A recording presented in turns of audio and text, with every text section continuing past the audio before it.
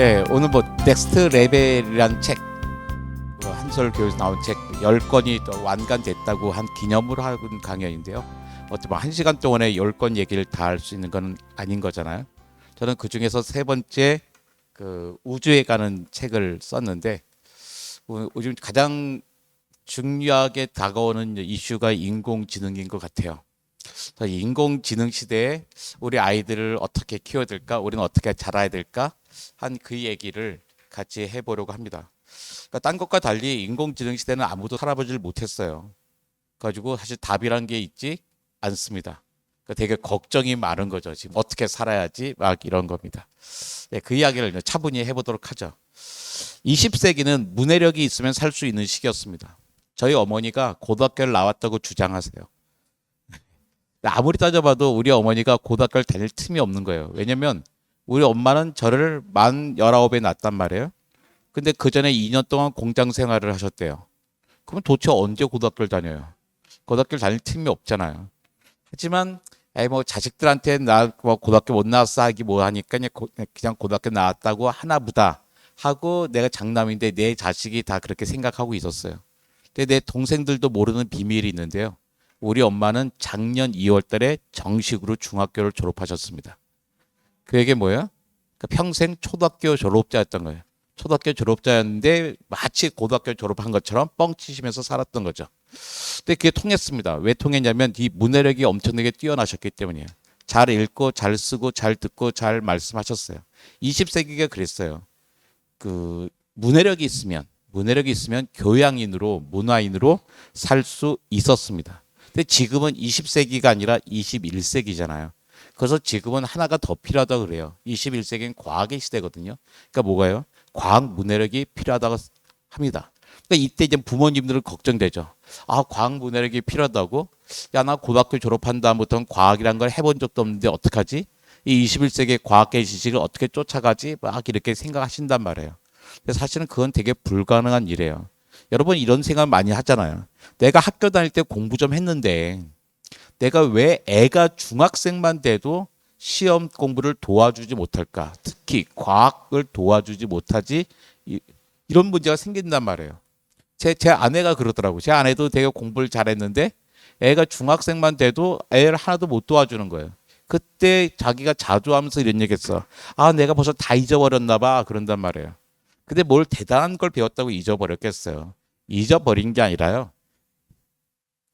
부모님이 학교를 다닐 때랑 요즘 아이들이 학교를 다닐 때랑 배우는 게 변했기 때문입니다. 달라요. 저는 생화학과를 나왔습니다. 생화학과가 뭐냐면 DNA, RNA, 단백질을 연구하는 과예요. 근데 저는 DNA의 구조를 83년에 대학과 처음 알았어요. 요즘 초등학생들이 물어봐요. 야, DNA가 어떻게 생겼냐? 물어보면 쳐다봐요. 아니, 관장님 그걸 질문이라고 하세요. 이중 나선 구조 몰라요? 한단 말이에요. 전 요즘 초등학생들도 아는 걸 저는 83년에 대학 가서 처음 알았어요. 그 다음에 블랙홀이란 말을 전 대학원 때 처음 들어봤습니다. 또 뉴스 시간에 들었어요. 9시 뉴스 시간에. 스티븐 호킹에 대한 보도를 하면서 스티븐 호킹이 블랙홀을 연구한대요. 근데 처음에 되게 웃겼어요. 되게 유명한 과학자 같은데 블랙홀, 뭐 검은 구멍을 연구한다고? 뭐야? 그랬단 말이에요. 근데 요즘은 유치원생들도 블랙홀이란 말 쓰더라고요. 제가 16층에 살거든요. 근데 14층에 이제 예쁜 유치원생이 이사를 왔어요.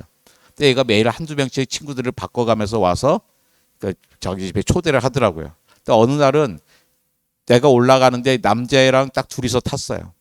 근데 남자애는 내가 잠깐 신경이 쓰이는 것처럼 쳐다봐요. 그러면서 마치 내가 다 들리는데 내가 안 들리는 것처럼 착각하면서 여자애한테 고백하더라고요. 너는 내 마음의 블랙홀이야 하고서요. 저는 대학원 때 처음 들었던 얘기를 이제는 유치원생이 그걸 뭐로 은유로 쓰고 있는 거예요. 근데 이제 정말로 과학 지식이 엄청나게 많아지고 깊어졌습니다. 근데 이걸 다 쫓아갈 수가 없는 거예요. 아, 근데 과학 너무 어렵단 말이에요. 그런데 솔직히 말하면요, 과학만 어려운 게 아닙니다. 과학만 어려운 게 아니라 역사, 경제, 정치, 심리, 예술 다 어려워요. 매년 수능 국어 문제에는요, 15개의 비문학 문제가 나와요. 자, 문학 문제와 비문학 문제가 있으면 어떤 게 더 어려울까요?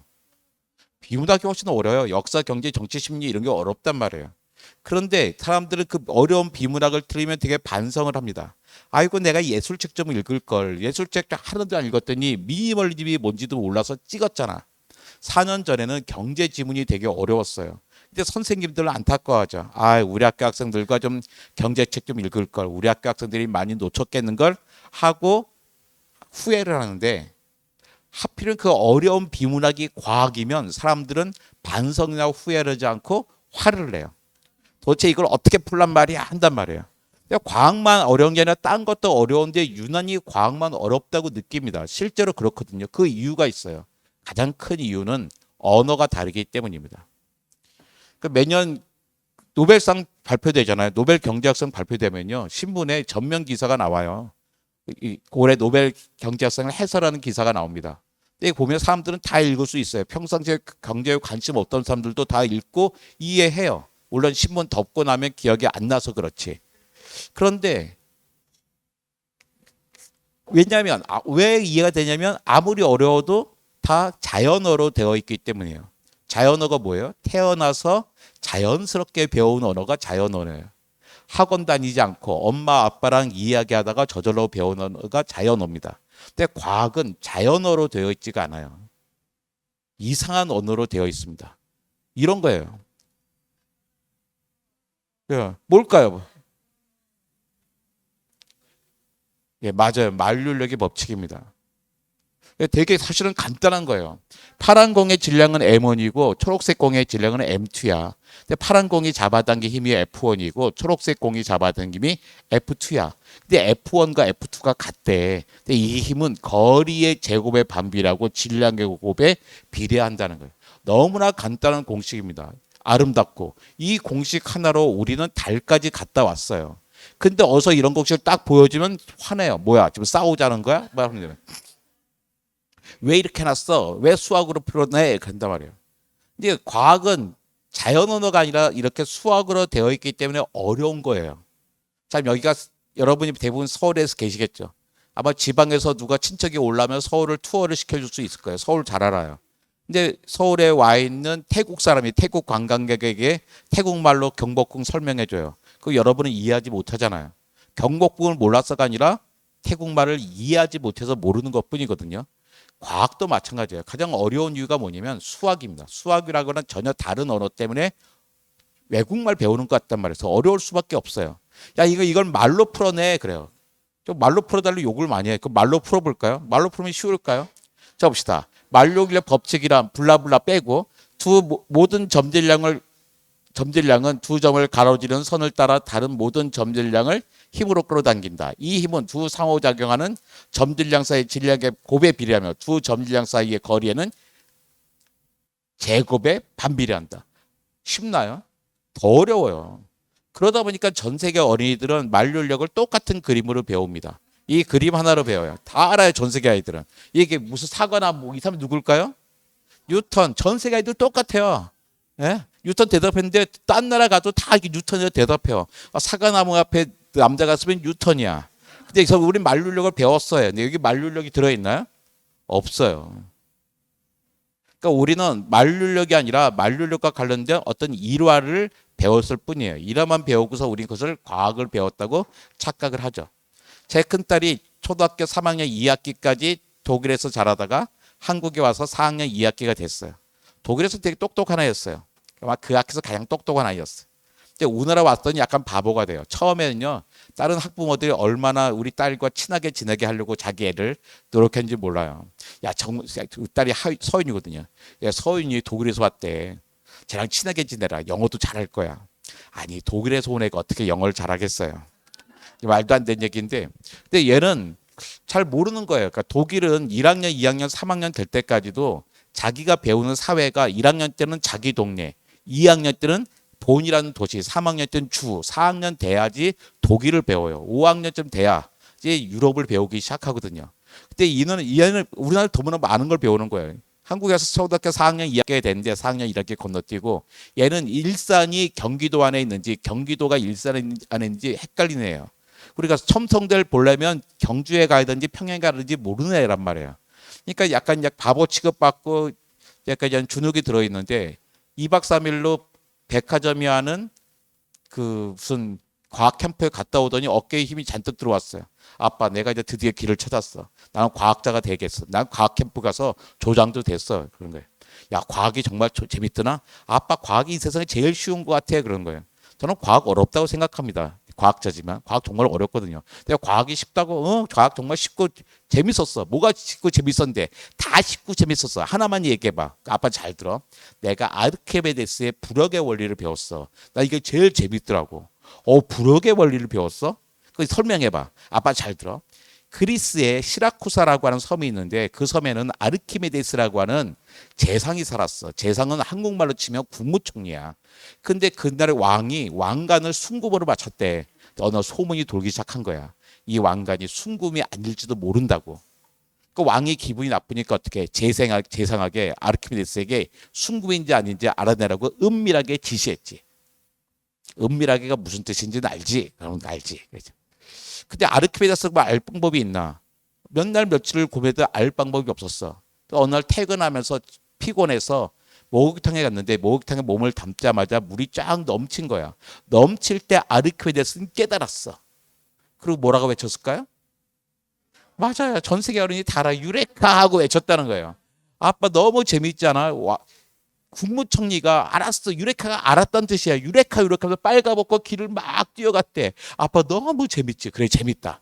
그래서 아르키메데스의 부력의 원리는 뭔데? 그건 안 알려주던데.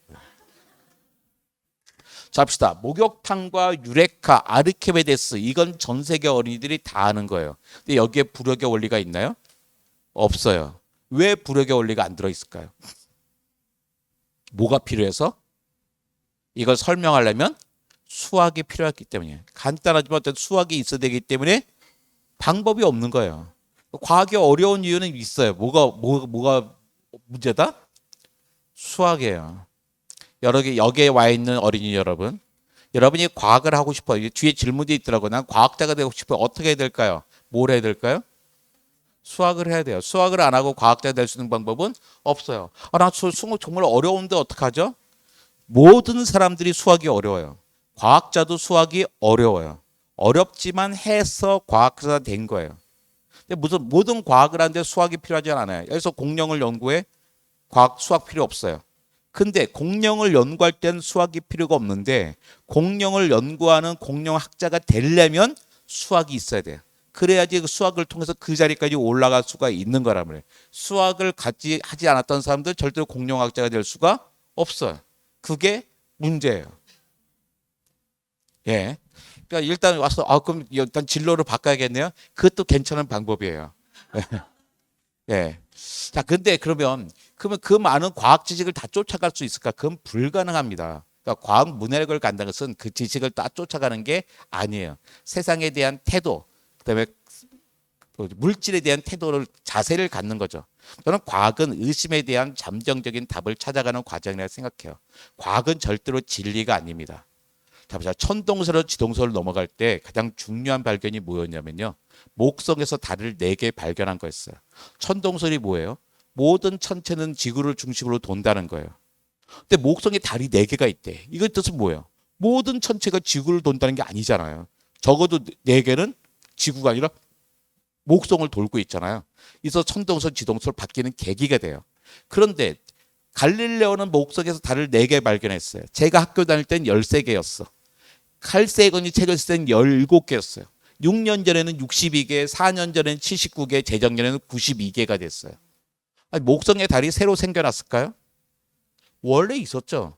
원래 있었지만 망원경이 발달되니까 또 탐사선이 가니까 새로운 걸 보게 된 거예요.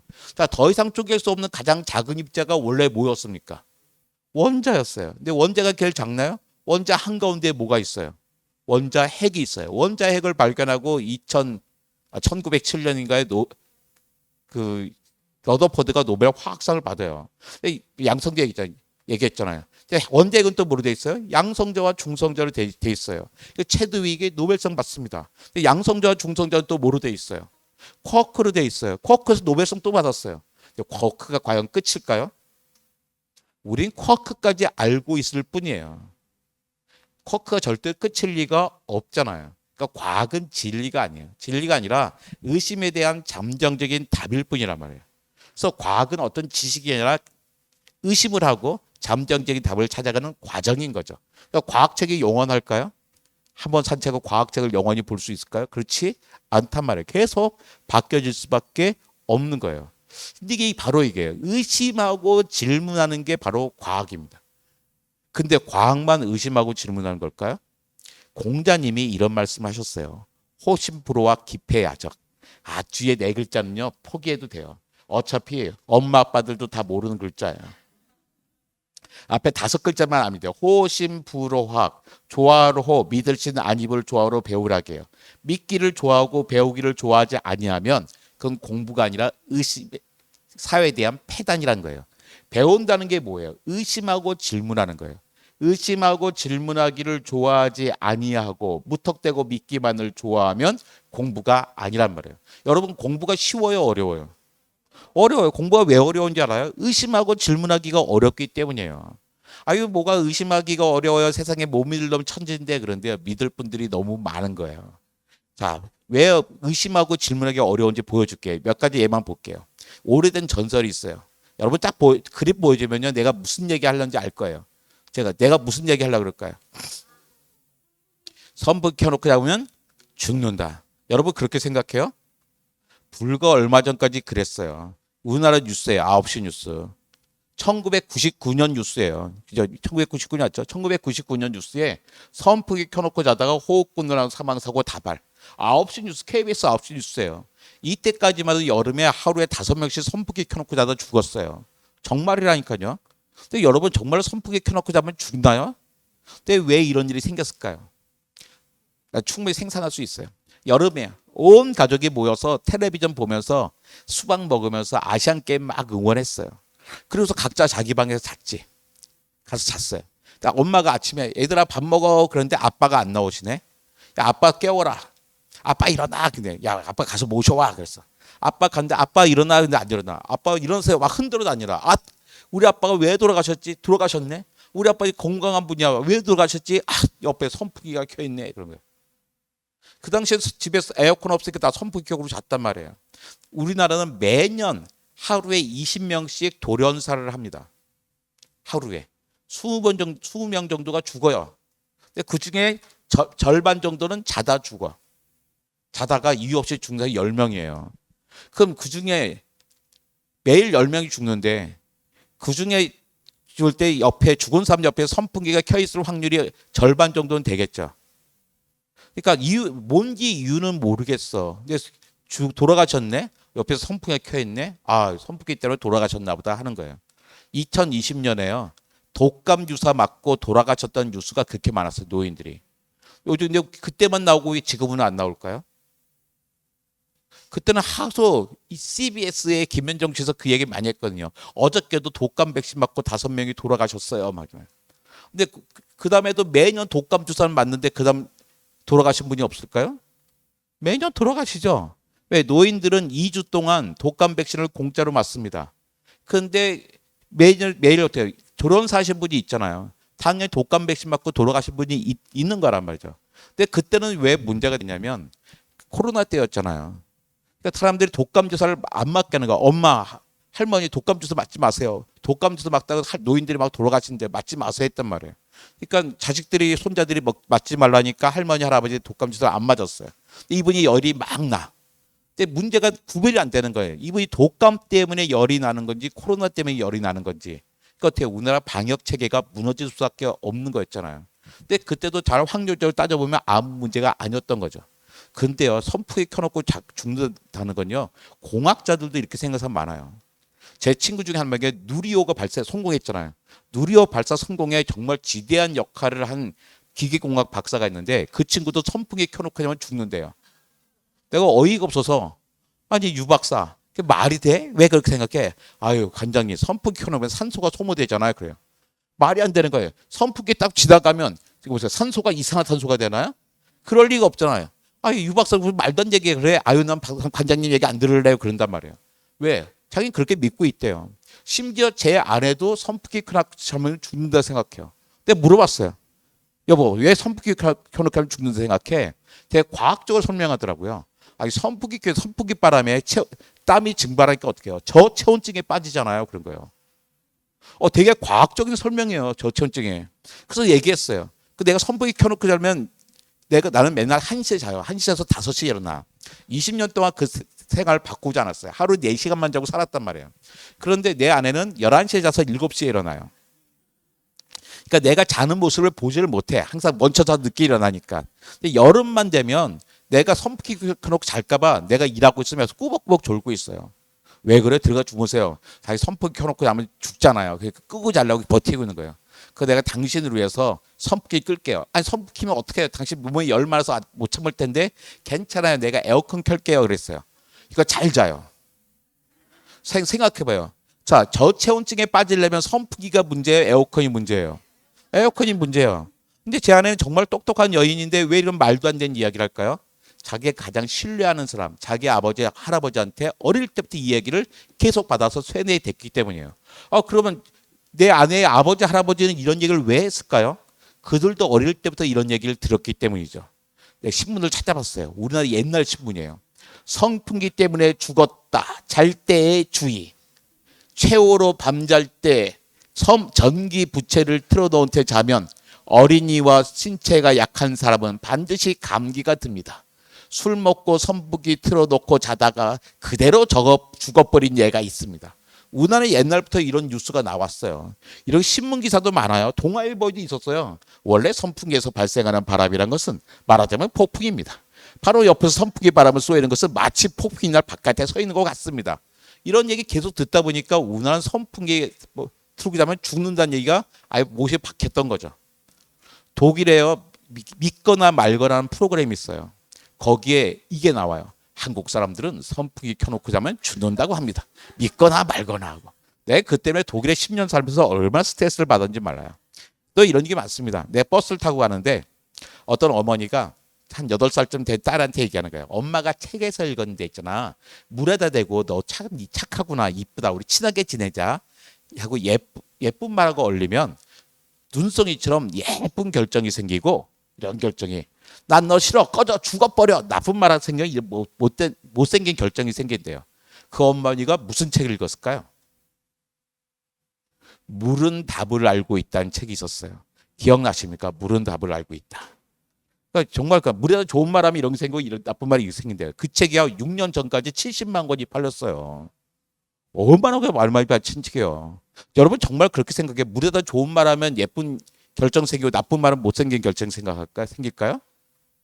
여러분이 저를 못 알아봐서 깜짝 놀랐는데 여러분 혹시 내가 코로나 전에는 내가 낮에 다니지도 못했어요. 텔레비에 이런 거 했었거든요. 전박이 공룡 대백과 26부작 기억해요? 제가 이 사람이에요. 김웅수 씨랑 했잖아요. 정말로 좋은 프로그램이에요. 유튜브에 없어요. EBS에서 보셔야 돼요. 근데 내가 이제는 16층에 사는데 9층짜리 꼬마가 걔는 학교 숙제에서 자기 인생의 가장 자랑스러운 일 써오는 숙제할 때 못 써갔냐면 내가 공룡 아저씨랑 같은 라인에 살아요. 써갔어요. 근데 어느 날 엘리베이터 문을 딱 닫으려고 그러는데 걔가 엄마랑 같이 오는 거예요. 당연히 열린 버튼을 누르고 기다리고 있었죠. 근데 이놈이 막 달려오더니 엄마는 타지도 않는데 닫힌 버튼을 딱 눌러버린 거예요. 엄마 안 탔는데. 야 임마 뭐야? 그랬더니 가방에서 물병을 딱 꺼내더니 공룡 아저씨 내가 이 물에 대고 엄마 사랑에 100번 이야기했어요. 그러면요 눈송이처럼 예쁜 결정 생긴대요. 이거 엄마 몰래 먼저 올라가서 냉동고에 얼려야 돼요. 예쁜 결정 생기잖아요. 이거 어버이날 선물하려고요. 얼마나 예쁜 마음을 가졌어요. 걔만 그런 게 아니에요. 걔뿐만 아니라 저기 고양시 백마초등학교 3학년인데 다 엄마 사랑해 엄마 사랑해 엄마 사랑해 100번씩 하고 얼린 거예요. 아니 얘는 선생님에게 배웠겠죠. 여러분 정말로 그렇게 생각해요? 물에다가 좋은 말 하면서 생기고 예쁜 결정 생기고 나쁜 말 못생긴 결정 생길까요? 요즘은 양파 버전도 있더라고요. 야? 여러분 따라할 필요 없어요. 내가 한번 실험해 볼 수도 있어요. 물에다 대고 바보시까 스바시바 스바라시 개시키 됐어 하고 한번 올려봐요. 딱 봐도 요게 이러고 한번 올리면 이런 게 생길까요? 맞아요. 러시아예요. 바보시까 스바시바 러시아어로 뭐예요? 할머니 고맙습니다. 스바라시 개시키 됐어. 일본 말로 훌륭한 경치입니다요. 만약에 물이 한국말밖에 모르면 이런 거 생기고 글로벌하면 이런 게 생길까요? 그럴 리가 없잖아요. 그러니까 말도 안 되는 이야기예요. 근데 왜 이런 얘기가 널리 퍼졌을까요? 이유가 있어요. 메시지가 좋잖아요. 좋은 말이잖아요. 메시지가 뭐예요? 착한 마음을 품고 예쁜 말을 쓰라는 거죠. 맞죠? 우린 착한 마음을 품고 예쁜 말을 써야 되잖아요. 이런 메시지가 맞은 거 좋은 거예요. 그러니까 옳은 메시지, 고운 메시지라고 해서 이것까지 우리가 믿을 필요는 없어요. 과학은 보니까 의심하고 질문하는 거니까. 아무리 좋은 메시지도 뭐 해야 된다? 의심하고 질문해야 된단 말이에요. 또 하나 있어요. 메시지가 아니라 메신저에 따라서 우리는 막 믿고 싶어요. 좋은 사람이 말하면 믿고 싶어요. 야, 이거 우리 있잖아. 우리 할머니가 좋아하는 박근혜 대통령 말씀이야. 믿어야 돼. 이거 우리 외삼촌이 좋아하는 문재인 대통령 말씀이야. 믿어야 돼. 그리고 다 아니야. 아무리 좋은 사람이 말해도 믿는 거 아니란 말이에요. 우리 교장 선생님 말씀인데 아니에요. 우리 목사님 말씀인데 스님 말씀인데 신부님 말씀인데 아닐 수 있단 말이에요. 내가 동네에 환경운동가 부부랑 친하게 지내요. 근데 그 집에 놀러 갔어요. 팝콘을 가지고 갔어. 재수 씨 이것 좀 돌려주세요 했더니 전자레인지 돌려달라는 거죠. 보통 전자레인지는 어디 있습니까? 부엌에 있잖아요. 이것 좀 주세요. 근데 이 팝콘을 가지고선 발코니에 가는 거예요. 아니 왜 발코니에 가나 봤더니 전자레인지가 발코니에 있어. 아니 재수 씨 전자레인지를 왜 발코니에 써요? 그러니까 정못이 전자레인지 전자파가 튀어나와서 영양소를 파괴하고 발암물질을 만든대요. 그래. 아니 그렇게 나쁜 거면 갖다 버려야지 왜 발코니에 갖다 써요? 그러니까 아니 정모씨처럼 이렇게 갖고 오면 어쩔 수 없이 써야 되잖아요. 이때 가족의 건강을 지키면서 엄마 혼자 희생하는 마음으로 여기에 놓고 씁니다. 그런 거예요. 정말로 그런 사람이에요. 먹거리 운동가, 환경 운동가들은 그런 사람들이에요. 자기의 이익을 위해서 사는 사람이 아니라 뭐 이렇게 세상을 위해서 빛과 소금으로 살아가는 사람들이란 말이에요. 근데 그런 사람들 말도 의심해야 돼요. 일단 전자파란 말 자체가 잘못됐어요. 사람들은 전자파 그러면 전자가 총알처럼 튀어나와서 내 유전자에 문제를 줄 줄 알아요. 근데 전자파 할 때 자는 아들 자자가 아니에요. 삼성전자, LG전자 할 때 그 전자가 아니란 말이에요. 전자파 할 때 자는 자석할 때의 자예요.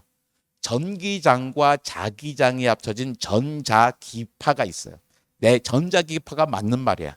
두 글자 전파까지도 괜찮아. 근데 전자파는 쓰면 안 되는 말이에요. 너무나 많이 쓰고 있죠. 근데 어쨌든 전자파든 전자기파든 전파든 다 똑같은 건데 이게 라디오파에서부터 감마선까지 쫙 있어요. 라디오파 에너지 작고 감마선 에너지 세요. 자, 라디오 들으면서 건강 걱정하는 사람이 있어요? 없어요. 그렇잖아요. 감마선 째면 될까요? 안 될까요? 큰일 나요. 영화에선 감마선 잘못됐다 어떻게 해요? 헐크 됐잖아요. 말도 안 되는 거예요. 감마선 째면요 몸이 다 녹아버려요. 자, 액선. 어머니들은 액선 짤 때마다 받는 질문이 있죠. 무슨 질문 받습니까? 임신 가능성이 있습니까? 하는 질문 받아요. 저도 그 질문 한참 많이 받았어요. 이거 103에서 73, 30kg 뺀 거예요. 지방 1kg가 식빵 한 줄이에요. 이거 30개를 제가 갖고 있었어요. 그때 그 기사 아저씨들이 엑스레이 기사 아저씨가 날 놀리려고 하는 건지 그냥 배만 보고 했는지 모르지만 막 그런 질문 많이 했었단 말이에요. 그때 어쨌든 왜 그랬어요? 엑선은 에너지가 세니까 태아한테 혹시 나쁜 영향이 있을까 봐죠. 여름에 선크림, 선블록 바를 때가 왔네요. 왜 바릅니까? 자외선이 에너지가 세서 피부에 나쁜 영향을 줄까 봐죠. 눈에 보이는 거 그대로 가시광선이에요. 여름에 가족여행을 떠났어요. 무지개가 떴어요. 어머니들 애들한테 뭐라 그래요? 얘들아 무지개 떴어. 위험해 숨어. 그러나요? 안 그러잖아요. 그 아래에 적외선이 있습니다. 딱 퇴근했는데 애들이 예능 프로 보고 있어요. 엄마가 뭐라 그래요? 야 예능 프로 재밌지. 근데 엄마가 지금 꼭 봐야 될 뉴스가 있어. 꼭 지금 봐야 돼. 뉴스를 보려면 어떻게 돼? 리모컨으로 채널을 바꿔야 되잖아. 근데 리모컨에서는 적외선이라고 하는 무시무시한 전자기파가 나와. 위험하니까 너 잠깐 방에 들어갔다 와. 이런 말 안 하잖아요. 근데 그보다도 에너지가 작은 마이크로파를 쓰는 전자레인지가 어떻게 발암물질을 만들겠어요? 말도 안 되는 거죠. 그런데 왜 이런 얘기가 넓게 퍼졌어요? 아마 여러분 가정 중에도 전자레인지 안 쓰는 집이 있을걸요? 왜 그랬어요? 좋은 사람이 얘기했거든. 누가 얘기했어요? 환경운동가. 먹거리 운동가. 그 사람들은 어떤 사람이에요? 자기 이익을 위해 사는 사람이 아니잖아요. 세상을 위해서 빛과 소금으로 사는 사람이 이야기하니까 믿고 싶어진단 말이에요. 아무리 좋은 이야기도 아무리 좋은 말도 사람이 하는 것도 의심하고 질문하는 게 과학적인 태도예요. 근데 무작정 의심하는 게 아니라 뭔가 기준이 있어야겠죠. 기준이 뭐냐면 사이즈하고 넘버입니다. 크기하고 숫자예요. 되게 중요해요. 자 봅시다. 피부입니다. 이게 피부인데 이게 살구빛을 긴 거 있잖아. 이게 콜라겐 단백질이에요. 콜라겐 단백질은 피부를 받쳐주는 역할을 해요. 피부에선 콜라겐 단백질은 우리 몸에 가장 많은 단백질인데 엄청나게 다양한 기능인데 피부에선 피부를 받쳐주는 역할을 해. 20대, 30대, 40대가 될수록 어떻게 해요? 콜라겐 양이 줄어들죠. 콜라겐이 줄어드니까 어떻게 해요? 피부를 받쳐주지 못해. 이거 어떻게 피부가 확 무너져. 그걸 보고 뭐라 그래요? 주름이에요. 그러니까 여기 중학생 몇 학년이에요? 중3. 여러분 그 얘기 이미 많이 들었을 거예요. 엄마한테. 야, 이 새끼야. 네 엄마가 새끼라는 게 아니야. 야, 이놈아. 네가 그렇게 속을 썩이니까 네 애미 얼굴에 주름이 들지. 이런 얘기 들어봤죠? 저는 아직도 그 얘기 듣거든요. 예. 근데 엄마한테 분명히 얘기했어요. 엄마, 내가 엄마 속 썩인 건 정말 잘못했어요. 하지만 엄마의 주름살까지 내 책임은 아니에요. 라고 이야기했어요. 엄마의 주름살은 여러분이 속 썩여서가 아니라 엄마가 늙어서예요. 어쩔 수 없는 거예요. 늙으니까 어떻게 콜라겐이 줄어들어서 받쳐주지 못할 뿐이에요. 아, 사람들은 알았어. 아, 콜라겐이 줄으니까 주름살이 생겨. 아, 그럼 어떻게 콜라겐을 발라줘야겠네 하고 자 발랐단 말이에요. 잘 봅시다. 네, 크게 봐야 되는데 이 기다리게 콜라겐이라 했잖아요. 이게 별처럼 생긴 사람 세포가 요만해요. 콜라겐이 사람 세포보다 훨씬 커. 이게 바이러스, 박테리아, 사람 세포가 있어요. 한 칸이 10배예요. 길이가 10배니까 부피는 1000배쯤 되겠죠. 봅시다. 이 새끼 손톱이 바이러스라면 박테리아는 이 주먹만 해. 사람 세포는 이따만 해. 콜라겐은 저 끝에서 저 끝이야. 그러니까 여러분 코로나 때 손 열심히 닦았죠. 왜 손만 닦았어요? 뺨, 팔꿈치, 무릎 안 닦고? 그래서 많이 만지니까 여기에 많이 뭐야? 바이러스가 많이 묻었겠죠. 근데 바이러스가 손을 뚫고 들어갈까요? 제가 그러니까 라디오에 가서 무슨 과학 프로 갔는데 아나운서가 물어보더라고요. 아, 요즘 손을 열심히 닦으랍니다. 근데 손을 얼마나 닦아야 돼요? 그런가? 내가 알게 뭐예요? 그래서 아무 생각 없이 농담처럼 얘기했어요. 그냥 손이요. 생일 축하 노래 2번 끝날 때까지 닦으세요. 그랬어요. 나 아무 생각 없이 했거든요. 근데 지하철 가보면요. 지하철에 남자 화장실 있잖아요. 코로나 전까지는 난 거기서 손 닦는 남자를 본 적이 없어요. 근데 코로나 때부터는 남자들이 줄을 서서 손을 닦기 시작하더라고요. 근데 정말 아무 말 함부로 하면 안 된다고 깨달았던 게 뭐냐면 종로 3가 지하철 가서 기다리고 있는데 앞에 사람이 정말 생일 축하합니다 노래를 2번 부르고 있더라고요. 그래서 내 라디오 들었던 거죠. 아, 함부로 말하면 안 되겠다 생각했어요. 왜 손을 닦아요? 피부는요. 여기 보면 절대로 뚫고 들어가지 못해요. 바이러스나 박테리아는. 만약에 피부를 뚫고 들어간다 우리는 수영을 어떻게 해요? 수영할 때 쓱 스며 들어올 거잖아요. 못 들어온다. 피부의 역할이 뭐냐면 박테리아 바이러스 못 들어오게 하는 거예요. 근데 왜 손을 닦아? 절대 손바닥을 뚫고 들어가지 못하는데. 손이 얼굴을 만지거든요. 어디로 들어오냐면 눈, 코, 입에 점막을 통해서 박테리아 바이러스가 들어와요. 손바닥을 뚫고 들어오는 게 아니라.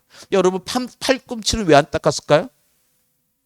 안다. 눈, 코, 입을 만질 수가 없기 때문에 안 닦았을 뿐이에요. 눈, 코, 입을 만지는 것은 손밖에 없기 때문에 손만 닦았단 말이에요. 자, 이게 뭐야? 이 피부를 통해서 바이러스나 박테리아가 들어와요, 못 들어와요?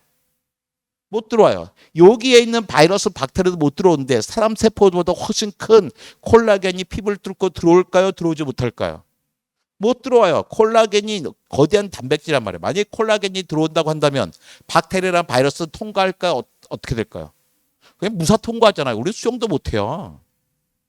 어떡하죠? 벌써 지난달에 콜라겐 화장품 샀는데? 그냥 바르세요. 바르도 됩니다. 피부에 나쁘지 않아요.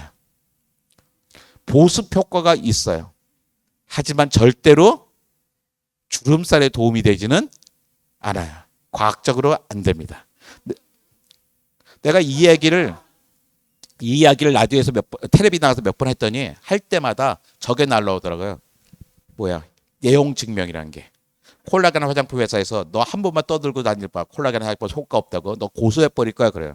내가 그 내용 증명을 7번 받았어요. 나 단 한 번도 고소당한 적은 없어요. 왜 고소하지 않았을까요? 그들이 더 잘 알고 있는 거예요. 그러니까 생각하죠. 아, 이제 콜라겐 화장품을 팔아먹는 건 문제가 있겠구나. 그래서 생각을 했죠.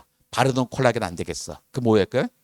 먹는 콜라겐이에요. 먹는 콜라겐은 어떻게 할까? 만듭니다. 잡시다. 콜라겐은 우리 몸에 가장 많은 단백질이에요. 잡시다. 콜라겐은 거대한 단백질을 있잖아요. 거대한 단백질 세포 안으로 들어가나요? 단백질은 일단 소화가 되겠죠. 단백질 소화가 되면 뭐가 돼요? 아미노산이 돼요. 아미노산 세포 하나 들어가. 그 세포가 생각하겠죠. 야, 요즘 우리 주인님이 피부에 걱정이 많으시잖아. 그러니까 이 아미노산 갖고 콜라겐을 다시 만들어 드리자. 이렇게 생각할까요? 그럴 리가 없죠. 또 콜라겐은 우리 몸에 가장 많은 단백질이란 말이에요. 가장 많다는 뜻은 뭐예요? 우리 몸에서 어마무시하게 많이 생긴다는 거예요. 저절로 우리 몸에 생기는 걸 굳이 돈 주고 이렇게 사 먹어야 될까요? 그럴 필요가 없어요. 이렇게 얘기했더니 어떤 40대의 여성 사이언스 커뮤니케이터가 그러더라고요. 관장님, 그래도 젊은 여성들은요, 콜라겐 단백질 좀 먹어줘야 돼요. 그러더라고요. 그래서 그랬어요. 콜라겐 단백질 필요해? 그러면 그냥 돼지 껍데기를 먹어. 이렇게 맛도 있어. 그랬습니다. 안 드셔도 됩니다. 그럼 제 아내는 콜라겐 화장품 쓸까요? 안 쓸까요? 써요. 과학자는 집에서 정말 아무 소용이 없어요. 다만 쟤는 제 딸들이 콜라겐 화장품에 돈을 낭비하지 않기를 바랄 뿐이에요. 자, 이 크기로 따져보자는 거예요. 숫자로 따져봅시다. 여러분 2017년에 있었던 그 살충제 달걀 파동 기억하세요? 이때 왜 그러냐면 피프론이라는 물질이 살충제를 갖다가 양계장에 막 뿌렸어요. 양계장 벌레들을 죽이려고. 근데 알고 봤더니 피프론이는 간, 갑선, 신장에 보통 독성을 주는 물질이란 거예요. 설마 맹독, 극독인데 뿌리지는 않았을 거잖아요. 근데 이때 가장 좋은 뉴스가 뭐였냐면, 신문 기사가 뭐였냐면요, 이거였어요. 피프로닐은 대량으로 섭취했을 때 보통 독성이다. 대부분의 신문은 이렇지 않았어요. 피프로닐은 그냥 독이다였어요. 피프로닐은 대량으로 섭취했을 때 보통 독성이다와 피프로닐은 독이다는 다른 거잖아요. 양을 따져봐야 되는 거잖아요. 이때가 2017년 봄이었는데 그 전에 겨울에 2010년 11월, 12월 두 달 동안 아이들이 백신 주사를 안 맞았어요. 맘카페에 소문이 돈 거예요. 여러분, 백신에요, 비소가 들어있대요. 그런 거예요. 누가 썼죠? 비소가 뭐예요? 꼭 잘난 척하는 엄마가 있어. 비소 몰라요? 학교에서 배웠을 텐데, 고등학교 때 비소, 원소기호 AS, 이게 몰라요? 그러니까 그게 뭐냐니까요. 그럼 또 친절하게 설명하는 분이 있잖아요. 비소가 뭐냐면요, 숙정 시대에 저거 사극을 보면요, 왜 장희빈이 온갖 폐악질을 하다가 왕이 내린 사약을 먹고 죽잖아요. 그 누구야, 바로 김혜수가 먹었던 그 사약의 주성분이 바로 비소예요. 그런 거예요. 뭐 사약의 주성분이 비소인데 백신에 그게 들어있다고? 그걸 내가 어떻게 애들한테 놔줘? 차라리 우리 애가 홍역을 안는 게 낫지. 난 못 놔줘 해버렸단 말이에요. 근데 생각을 해야죠. 설마 멀쩡한 백신에 비소를 새로 넣었을까요? 원래 있었죠. 너무 적은 양이 있었던 거예요. 얼마큼 들어있냐? 밥 한 숟가락 안에 들어있는 비소만큼 백신 안에 들어있었어요. 여러분 앞에 몇 살이에요? 만으로 11살? 11년 동안 밥 그렇게 먹었죠. 비소에 중독됐어요? 안 됐어요. 저 62이거든요. 한국 나이로. 62년 동안 밥을 그렇게 개걸스럽게 먹었어도 비소에 중독되지 않았어요. 뭐가 있냐가 아니라 뭐가 얼마냐 숫자로 따져봐야 된단 말이에요. 자, 그 살충제 달걀에는 얼마큼 들어있냐면, 달걀에요, 유럽에는 피프로닐 기준치가 0.02mg이었는데 우리나라 건 0.0363이었어요. 80%가 더 많은 거예요. 엄청나게 많은 거예요. 근데 우리가 달걀을 킬로그램으로 먹지는 않죠. 그러니까 달걀을, 작은 달걀 50g, 큰 달걀 60g이에요. 큰 달걀 0.002mg 들어있어요. 그럼 얼마나 먹어도 될까? 과학자는 이거 숫자로 정해놨습니다. 세계보건기구는 두 가지 기준을 만들었어요. ADI는 평생 일일 섭취 허용량, 평생 하루에 이만큼 먹어도 돼. ARFD는 일일 급성 독성 창고량, 하루에 이만큼 먹으면 문제가 생겼어요. 자, ADI가 얼마냐? 60kg 사면 하루에 0.012mg 먹으면 된대요. 몇 개 먹어도 될까? 0.012를 0.0022로 나누는 거예요. 나눠봤더니 5.5개예요. 그때 살충제 달걀을 어른들은 매일 5개, 유치원생도 매일 한두 개 먹어도 아무런 문제 없었다는 거예요. 자, 문제가 생긴 양은 얼마일까? 60kg 사면 0.54mg이래요. 어떻게 계산해요? 0.54를 0.002로 나누면 되겠죠. 나눠봤더니 246개예요. 자, 이 달걀을 먹고 문제가 생기려면 어떻게 해요? 하루에 246개를 먹어야 돼요. 세계보건기구에 따르면 저 달걀을 하루에 246개 먹으면 간, 갑상선, 신장에 보통 독성이 생긴대요. 거짓말이죠. 하루에 246개 먹으면 어떻게 될까요? 해부학적인 문제가 생겨서 죽을 거예요. 저는 이 달걀이 괜찮다고 말하는 게 아니에요. 이 달걀은 기준치를 훨씬 넘어섰잖아요. 그러니까 정부는 시민들에게 알려주고 조치를 취하면 되는 거지. 온 국민들이 패닉에 빠져서 달걀을 안 먹든지 한 판에 몇만 원 되는 비싼 달걀을 사 먹든지 제 제자는 빵집이 망하고 학교 영양사 선생님들은 달걀 없는 메뉴를 짜나고 골머리를 앓고 수십 개의 양계장이 파산한 양계장을 살려내기 위해서 다시 수백억 원의 세금을 쓸 필요는 없었다는 거죠. 저 두 줄만 계산해 보면. 그러니까 크기와 숫자로 따져보는 게 중요한 거예요.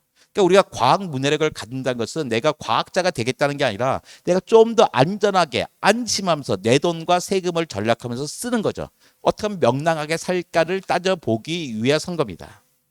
사실 과학 문해력을 하는데 기본적인 뭐죠? 태도도 있었지만 최소한의 과학의 지식을 가져야지 되는 거죠. 넥스트 레벨에 보면 책과 관련한 게 넥스트 레벨 첫 번째 책이 인공지능이더라고요.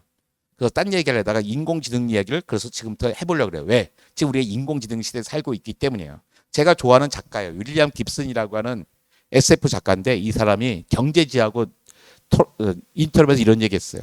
미래는 이미 여기에 있다. 그건 단지 매우 골고루 퍼지지 않았을 뿐이다. 왜 이걸 보여주냐면 과학자들은 미래학자들을 그렇게 싫어해요. 미래학자들은 아무 말 잔치한다는 거죠. 30년 뒤에 가서 30년 전에 당신이 이런 얘기 했잖아요. 책임지세요. 이런 말 따질 사람이 없으니까 아무 말 잔치한다고 생각해요. 하지만 전 그렇게 생각하지 않아요. 미래학자 말을 되게 중요해요. 되게 통찰력이 있다고 생각해요. 하지만 저도 과학자의 탈을 쓰고서 그냥 무조건 미래학자 말을 쫓아올 수 없어가지고 가까이 있는 이미 와 있지만 내 가까이 없는 미래를 이야기하려고 합니다. 우리가 다 아는 거죠. 이 얘기는 어디 나냐면 옛날에 수능에도 나왔던 거 있어요. 가리 카스파로프와 딥블루의 체스 게임 수능에도 나왔어요. 가리 카스파로프는 역사상 최고의 체스 챔피언이에요. 1996년에 그 당시에 딥블루라고 하는 세계 랭킹 30위쯤 되는 슈퍼컴퓨터하고 체스 게임을 했어요. 저 딥블루 갖고 뭐 했냐면 딴 나라는 저걸로 그 일기예보를 했어요. 저 딥블루보다 내 아이폰 15가 더 좋은 거예요. 놀랍게도. 그러니까 옛날엔 이거 갖고 우리는 뭐 하고 있어요? 저걸 하고 있잖아요. 이렇게 일기예보 하는 게 아니라 카톡을 하고 있죠. 우리 카톡이 얼마나 대단한 건지 알 수 있죠. 그런데 이때 저 독일에 있을 때 교수님이 실험하지 말고 다 모여 그런 거예요. 저는 아직 체스 어떻게 준지 몰라요. 재미없더라고요. 근데 이때 누가 이겼을까요? 사람하고 딥블루하고 사람이 이겼습니다. 3승 2무 1패로 사람이 이겼어요. 전 세계 언론이 난리가 났어요. 기고만장했어요. 그래 기계가 사람을 이길 수는 없지. 컴퓨터가 아무리 똑똑해도 사람을 쫓아오지는 못해 그랬어요. 그런데 그게 마지막이었어요. 그 이듬해인 1997년은요. 사람이 집니다. 1996년은 똑똑한 거로 사람이 컴퓨터보다 똑똑한 마지막 해였어요. 근데 컴퓨터도 더 이상 별로 똑똑해지지 않았어요. 그래서 인공지능이라는 말을 사람 쓰지도 않았어요. 근데 뜬금없이 이때가 1997년이잖아요. 뜬금없이 18년이나 지난 2015년에 네이처지에 러닝 커브라면서 네이처지는 정말 어마어마한 잡지예요. 세계 잡지 NSC 네이처 사이언스 셀 이 세 개의 잡지에 논문이 실리면 과학자 내가 할 거 다 했다 하면 돼요. 대학에 따라서 그 논문에 그 잡지에 논문을 실었다는 이유로 5천만 원에서 2억 원까지 포상금도 줍니다. 근데 그 잡지의 표지에 실린 게 뭐냐면 이거였어요. 스스로 학습하는 인공지능 소프트웨어가 인간 수준의 비디오 게임 수행 능력을 가졌다는 거예요. 저는 2015년까지만 해도 인공지능에서 관심이 1도 없었어요. 근데 너무 궁금하잖아요. 찾아봤다가 너무 실망했어요. 뭐였냐면 벽돌 깨기예요. 벽돌 깨기. 벽돌 깨기는요. 내가 초등학교 때도 그 흑백 텔레비전 뒤에 연결 쓸 수 있었어요. 근데 이게 탁탁탁 얘가 막아주면 되는 거예요. 이 게임에다가 6살짜리 꼬마에게 주고 20분만 주나요? 도사처럼 잘 막아요. 얘는 2시간 뒤에 제대로 막아. 근데 이 게임의 가장 좋은 전략은 뭐냐면 한쪽 벽에 있죠. 벽을 뚫어가지고 한쪽 벽을 뚫어서 뒤에 가서 혼자 막 부수게 하는 거예요. 6살짜리 꼬마는 40분이면 그 답을 찾는데 얘는 4시간이나 돼야 그 답을 찾기 시작했단 말이에요. 이 단순한 걸 갖고 네이처지의 표지에 실린 거예요. 이게 2015년이에요. 그런데 불과 11달 후인 2015년 2월이었는데 2016년 1월에 알파고가 등장합니다. 자, 벽돌 깨기는 인간이 만든 가장 단순한 게임이에요. 바둑은 인간이 만든 가장 복잡한 게임이에요. 가장 단순한 게임에서 가장 복잡한 게임까지 오는데 11달밖에 걸리지 않았어요. 이 두 논문의 저자도 같은 사람이야. 하사비스라고. 이따 나오는데 작년에 노벨상을 받아요. 노벨 화학상을 받습니다. 화학 하나도 모르고 화학상을 받아요.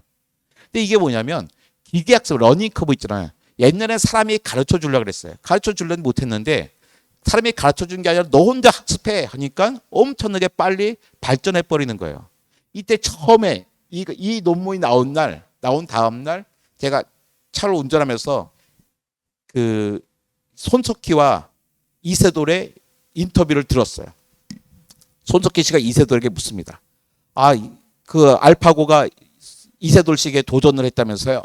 이세돌 씨가 네 그렇습니다. 몇 판이나 읽었습니까? 5판 중에. 이세돌 씨가 특유의 목소리 있어요. 놀리는 거 아니에요. 내가 좋아서 한 얘기야. 이세돌 씨 목소리 있잖아요. 제가 한 판 정도는 져줄 수 있지만 무조건 4판은 이기죠 했단 말이에요. 근데 정말로 이세돌 씨가 이겼을까요? 2010년 3월 9일 날 이세돌이 졌습니다. 많은 사람들은 2010년 3월 9일이 역사에 남으려고 그랬어요. 왜? 드디어 인공지능이 최고의 인간을 이겼기 때문에. 아무도 기억하지 않습니다. 사람이 기억한 날은 따로 있어요. 2010년 3월 9일이 아니라 2019년 16년 3월 13일이에요. 이날 이세돌이 이겼어요. 2016년 3월 13일은 최고의 인간이 최고의 인공지능을 이긴 마지막 날이에요. 그 다음부터는 한 번도 이겨보지 못했습니다. 근데 발전 속도가 어마어마해요. 2015년 10월에 알파고 판이 유럽 챔피언 판후이를 5대 0으로 이겨버립니다. 2016년 3월에는 알파고 리가 한국 챔피언 이세돌을 4대 1로 이기죠. 그리고 2017년 5월에 알파고 마스터는 세계 챔피언 커제를 3대 0으로 이겨요. 근데 얘네들은 다 사람을 이겼지만 다 사람에게 배운 거예요. 사람이 눈 기버를 하루에 10,000판씩 20,000판씩 따라두는 거예요. 부지런한 놈을 어떻게 이기겠어요. 그런데 2017년 10월에 등장한 알파고 제로는 사람에게 배우지 않아요. 바둑의 규칙만 가르쳐주고 자기가 혼자 배우기 시작해요. 사람의 도움을 받지 않은 알파고 제로가 알파고 마스터를 89대 11로 이겨요. 사람을 89대 11로 이긴 게 아니에요. 세계 챔피언 커제를 3대 0으로 이긴 알파고 마스터를 89대 11로 이긴 거죠. 그리고 이세돌을 4대 1로 이긴 알파고 제로는 100대 0으로 이겨버립니다. 이쯤 되면 우리는 인공지능과 겨루려고 하면 안 되죠. 어떻게 하면 인공지능과 친하게 지낼까를 고민해야 될 때예요. 자, 이제 인공지능이 우리의 삶을 어떻게 바꿀까? 없어지는 직업이 뭘까요? 인공지능 때문에. 자, 예를 들어 봅시다. 헤어 디자이너, 치과 의사, 미장이, 회계사. 1, 2, 3, 4번 중에 4번 회계사죠. 가장 쉽게 할 수 있는 거예요. 미장이 사람이 더 싸. 치과 의사 안 해봤을 것 같아요. 왜? 로봇가 사람들 딴 것은 사람들 다 맞춰 하면 되는데 사람이 벌리고 있는데 로봇 팔이 쫙 들어온 거 사람들이 좋아하지 않아요. 의사 중에 가장 오래 사는 게 치과 의사일 거예요. 그 다음에 헤어 디자이너 무드 사람들은 영원히 사람들이 계속 할 겁니다. 이런 거예요. 그러니까 IT가 만든 법률 변호사 선임 문턱 낮추고 AI가 형량 예측 이런 거 하잖아요. 실제로 머리 쓰는 일이 있잖아요. 이렇게. 머리 쓰는 일들 제일 많이 없어질 거 변호사, 변리사, 회계사 이런 것들이 가장 많이 없어질 겁니다. 실제로 일반 기업도 같이 마찬가지예요. 삼성 가서 회의를 했어요. 회의장 갔는데 7명이 있어요. 아무도 치질 않아. 타자를 정리를 하지 않아. 근데 딱 끝나고 났더니 이 사람들 회의하는데 뭐 아무도 정리도 안 해. 근데 딱 끝나고 났더니 30분 있다가 내 핸드폰으로 회의가 딱 요약돼서 오는 거야. 한 페이지 요약된 거 있고 하나는 뭐냐면 모든 사람의 말을 완벽하게 받았어요. A, B, C, D 누가 했냐? 천장에 마이크 스피커가 붙어 있고 얘가 듣고서 사람들 목소리를 다 구분해 가지고 누가 무슨 말 했어요. 근데 요약까지 해 가지고 이렇게 해서 딱 한 페이지 정리까지 해줘요. 다 누가 해주고 있냐? AI 사원들이 이미 해주고 있습니다. 자, 옛날에 왓슨이라고 하는 닥터 왓슨의 애가요 퀴즈 게임을 했어요. 그래서 사람을 이겨버립니다. 근데 이건 우리나라를 제외하고 전 세계 중계를 했거든요. 왜 했냐면 IBM이 광고하는 거예요. 닥터 왓슨을 만나게 될 거야. 앞으로의 의사들을 닥터 왓슨이 해결해 줄 거야. 그죠? 그래서 실제로 많이 하고 있어요. 가장 대표적인 게 뭐냐면 이런 거예요. 영상의학입니다. 미국에서 MRI를 찍잖아요. 그 미국 의사들이 MRI를 본 게 아니었어요. 그걸 클라우드에 올려두면 인도 의사들이 이걸 보고서 이건 무슨 병이네요 했단 말이에요.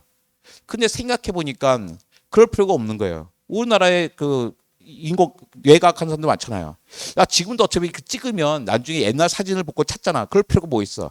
옛날 사진을 다 데이터베이스로 해서 올려놓고 새로운 사진을 찍어서 클라우드에 올려놓고 인공지능 똑같은 걸 찾게 하면 되잖아. 그래서 무슨 병이 몇 프로 무슨 몇 프로 하면 되잖아요. 이미 이걸 하고 있습니다. 심지어 우리나라 보건소에도 들어와 있어요. 보건소에서도 사람보다 더 잘 해주고 있단 말이에요. 자, 이제 고민을 해야 되는 거죠. 의사란 직업이 정말로 좋은 직업일까? 제 친구가 의사가 될 때요, 의사 면허가 4만 번대 초반이었어요. 이 얘기 뭐냐면 일제강점기부터 1989년까지 우리나라 의사가 4만 명쯤 나왔던 얘기예요. 그중에 얼마나 많은 사람이 돌아가셨겠어요. 근데 그 당시에는 1년에 수백 명의 의사가 나왔는데 지금 1년에 3,500명 의사가 나오고 있죠. 2017년에만 현직으로 있는 의사가 12만 명이에요. 예전에는 돌아가신까지 포함해서 4만 명밖에 안 되는데 이제 움직이서 12만 명이에요. 그래서 1년에 3,500명씩 나오고 있어요. 그다음에 의대 정원은 2배로 늘어났어요. 한 번 멈칫했지만 늘어날 수밖에 없어요. 왜? 노인 인구가 급격하게 늘고 있기 때문입니다. 시장이 엄청나게 커져요. 그러니까 누가 뭐라도 늘어날 수밖에 없어요. 근데 그다음에 문제는 뭐예요? 노인이 시대가 딱 지나고 나면 그다음부터 갑자기 또 인구가 확 줄어요. 그러니까 지금의 의사는 꼭 돼야죠. 의사 되지 말라는 얘기 아니에요. 의사는 꼭 필요해요. 인류에게 꼭 필요한 직업이에요. 근데 내가 의사가 되는 이유가 지금의 40대, 50대, 60대 의사처럼 돈 좀 잘 벌어먹겠다 하면 생각을 달래야 된단 말이에요. 의사는 꼭 필요해. 네, 의사인데 그걸 잘 생각해야 되는 거예요. 해야 될 필요가 있습니다. 의사 되지 말란 말이 절대로 아니었단 말이야. 의사는 해야 돼요. 똑똑한 사람이 의대를 해야 돼. 하지만 의사가 될 때 자기 스토리를 만들 필요가 있어요. 남 보고 하지 말고 해야 된단 말이에요. 이렇게 과학이 중요하게 되고 있고 인공지능도 나타나고 있고 막 그런 거 할 때 갑자기 전혀 그 여태까지 보여준 인공지능과 우리가 지금부터 얘기하는 인공지능 전혀 다른 거예요. 갑자기 뭐가 등장했어요? LLM이라는 게 등장합니다. LLM이 뭐의 약자예요? Large Language Model이잖아요. 거대 언어 모델인 게 등장합니다. 이건 그 전까지는 전혀 다른 거예요. 그죠? 여러분 오정근이라고 우리나라 되게 유명한 물리학자예요. 중력파를 연구한 사람이 이 사람이 야 블랙홀에 대해서 시를 써봐. 근데 2초 후에 시를 써줬어요. 챗 GPT가 Light, Dice, Sound, Yard, Light, Might, Force, Course, Dream, Glimpse, Fate, Wait 완벽한 라임을 맞춰준 시를 써줍니다. 2초 걸렸어요. 사람은 저보다 더 잘 쓸 수 있어요. 하지만 2초 안에는 못 써요. 30분이 걸릴지 2시간이 걸릴지 몰라요. 거기다가 이게 나쁜 시가 또 아니에요. 자 이제 시뿐만 아니라 코딩을 해보라고 그랬어요. 야, 코딩 해봤더니 어떻게 앞으로는 대략 코드를 뱉어지 긁어다 붙이면 될 일이겠나 했단 말이에요. 박용석 교수는 경희대 교수예요. 이 사람들 그랬어요. 이제부터 프로그램을 예를 시키는 걸로 했어요. 뿐만 아니라 대학원생보다 더 뛰어납니다. 아까 그 오정근 교수가 자기 중력파에 대한 논문을 쓰고 얘한테 올려준 다음에 야 이거 초록을 써줘. 초록을 써줬는데 2초 후에 그걸 써줬어요. 대학원생은 1년이 아니라 일주일은 걸린단 말이에요. 답변 수준의 점수를 매기다면 몇 점입니까요? 100점짜리입니다. 한단 말이에요. 정말로 잘 해줍니다. 저는 딱 아침에 일어나면 40인치짜리 모니터를 샀어요. 왜? 이걸 쓰느라고. 모니터 딱 반으로 나눈다. 왼쪽에 챗 GPT를 써요. 너무나 편해요. 난 박사 교수가 2명쯤 있는 것처럼 써요.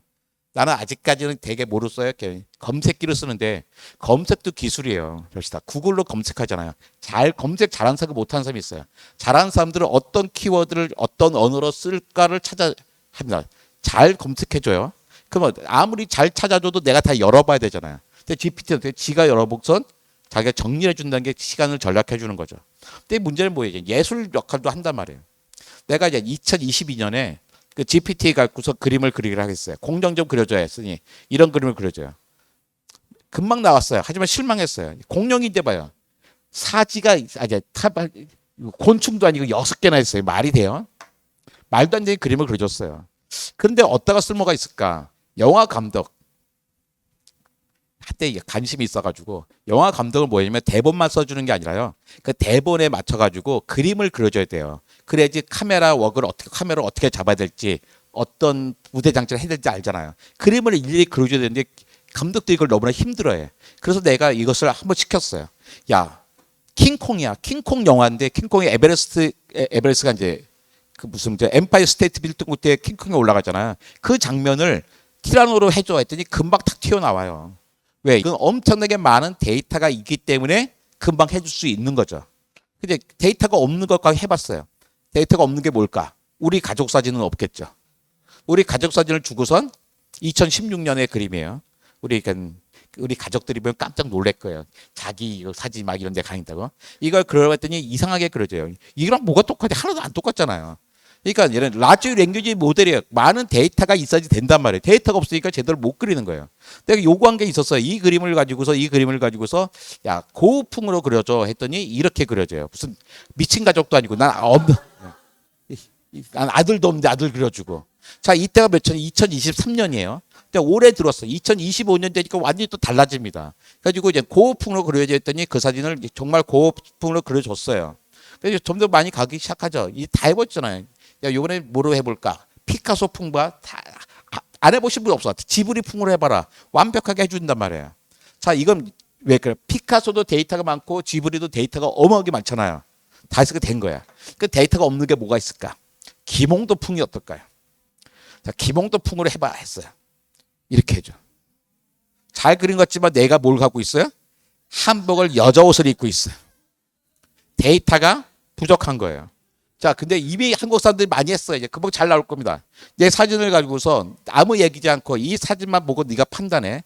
판단 능력을 보고 싶었어요. 이 사람의 성격을 보고선 그림에 보이는 품성이 있을 거잖아. 네 컷 만화를 그려줘. 얘기도 하지 않았어. 네 컷 만화를 그려줬더니 금방 만화를 그려줬어요. 그런데 재밌어요. 세상에는 어려움이 많을 거야. 하지만 잘 되겠지 뭐. 모든 건 잘 될 거야. 이런 얘기예요. 근데 문제가 뭐야? S가 두 개야. 끝에 10에 S가 하나야 되거든요. 그 내가 이거 지적질을 했죠. 야, S가 두 개인데 너가 틀렸네. 막 했어요. 그래서 이걸 지브리 풍으로 줘야 하니까 지브리 풍은 잘 그리더라고요. 금방 그려주는데 이건 이제 틀렸다 그러니까 S만 하나 지우면 될 걸 괜히 자존심 상했는지 대사를 바꿔줘요. 예, 근데 두 사람이 또 표정이 똑같잖아요. 그래서 내가 마음에 안 들지 않았어요. 또 많은 게 뭐가 있을까? 또 생각해봤어요. 윤두서 풍이 있잖아요. 윤두서 자화상이에요. 한참 시간이 지난 다음에 윤두서 사람들이 많이 할 것 같아. 했더라고요. 윤두서를. 그래서 내 사진을 주고서 윤두서 풍으로 그려봐 했더니 이런 식으로 그려줍니다. 그러니까 데이터가 얼마나 많으냐에 따라서 나온단 말이에요. 데이터만 갖고 있으면 우리 뭐든지 만들어낼 수 있는 시대가 돼버렸죠.